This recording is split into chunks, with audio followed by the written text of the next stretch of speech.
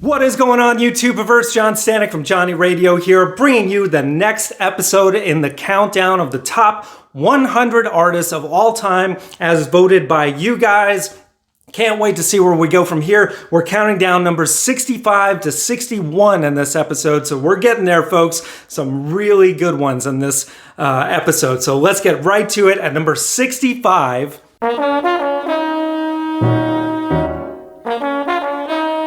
John Coltrane, the jazz legend. What an amazing saxophonist. What just an amazing artist. And, whether it's his album Blue Train, which is my personal favorite, or A Love Supreme, which a lot of people would say is his best work, a really transcendent work in jazz history, or if it's earlier albums like Giant Steps, where he's just showing off what he can do on that instrument, he was just a master. And, I recently mentioned him on this channel on my Say What episode of essentially people who were snubbed by the Rock Hall of Fame yet again. And he's one that a lot of people would say, well, he's a jazz artist. Well, Miles Davis is in there and John Coltrane isn't. So let's be consistent, guys. One of the greatest just musicians of all time. I think he deserves to be in there. But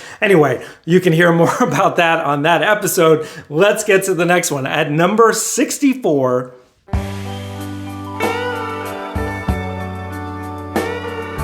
Eric Clapton. Yes, I mean, come on. One of the greatest guitarists of all time. There's, of course, people called him God back in the late 60s when he was in Cream. I mean, just the Cream stuff alone just puts him at rock god status. But then, of course, he had a very successful solo career. I prefer his Cream stuff better. I don't think he ever quite topped that. But then, I mean, you've got Derek and the Dominoes, for God's sakes. That album with Layla and Bell Bottom Blues. Such an amazing double album in the early 70s. And then, he just kept going, Tears in Heaven, even in the 90s. His Unplugged album was really top notch. And just so many albums. Slow Hand. He had that double live album in the early 90s that was just fantastic. And he's still doing his thing. So gotta love him. Just one of the greatest artists of all time, and only at number 64. Man, crazy. So now at 63...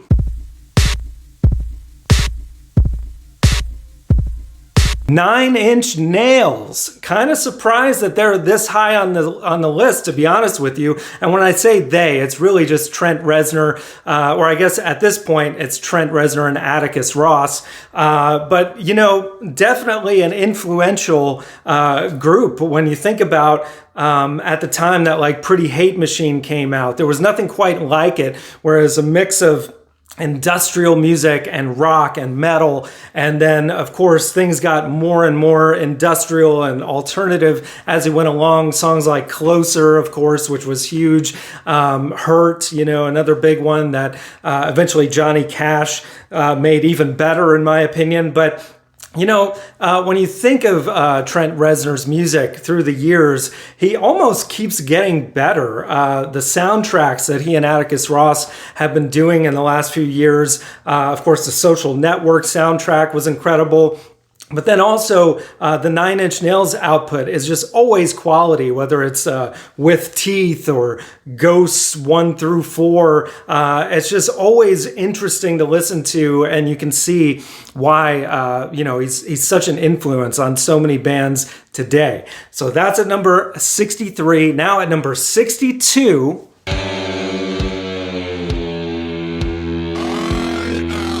Black Sabbath. Man, talk about influencers in rock music. I mean, essentially, they were the pioneers of heavy metal who started in the late 60s. Their first album hit, the self-titled, in 1970. And man, what a sound. Not just the heaviness of the guitars, but the darkness of it. The chords that Tony Iommi used on their debut song, the self-titled song, Black Sabbath, all the way through their entire career. And of course, I like the Ozzy stuff better than when they went with Ronnie James Dio in the late 70s, early 80s. But, and I think most people would agree with that. I mean, come on, the album Paranoid would be my favorite. Sabbath, Bloody Sabbath being a close second. That was a really great one as well. Volume 4 was great. Just so many great songs that people, if you don't know them by name, you've heard them. I mean, Iron Man, of course, War Pigs, Paranoid being their most well-known, but so many cool songs like lesser known hits off of Sabbath, Bloody Sabbath, like National Acrobat and Spiral Architect. Tony Iommi was just such a riff master, man, right up there with Jimmy Page. Like some of the riffs he came up with carry the entire songs. Of course, Ozzy did some great things melodically and really weird, whacked out stuff lyrically that also gave them kind of their whole mystique, but absolutely deserve to be on this list. And that's just at 62. So now at 61,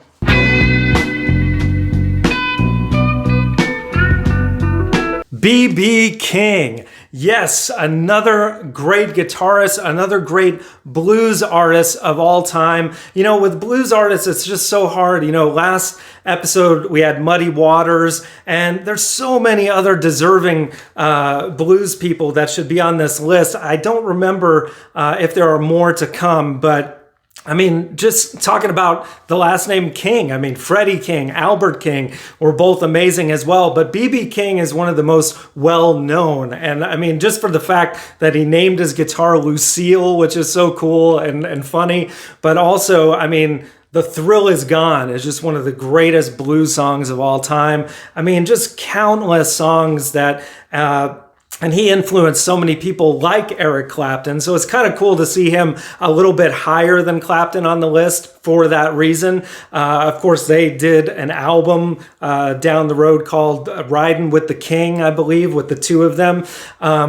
You know, it's customary with some of the older guard of bluesmen to kind of collaborate with the younger coming up blues artists. But B.B. King, just incredible. I remember my dad told me he went to a B.B. King concert back in the day, and this is already when King was kind of up there in age, and he said he played until like 3 a.m. or something. It's just like incredible, man. Blues artists, to me, blues is my favorite genre of music. I mean, just for the reason that I don't think any other genre of music would really exist in the way that they do without the blues. So that is where we're at. I'm leaving it there. Tune in next week where we pick up 60 through 56. We're getting into the 50s, guys, so this is going to be exciting. Let me know in the comments below how you think the list is going. Did anyone that you voted for make this episode?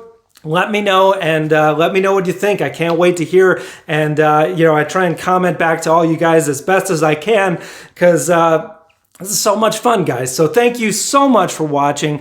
Album reviews, top 5s, top 100s, all that stuff. Thank you, and as always, Viva la Vinyl. So guys, thanks so much for watching. Please like, subscribe, and be sure to ring the bell for notifications so you can always see great quality content like you're seeing on the screen right now.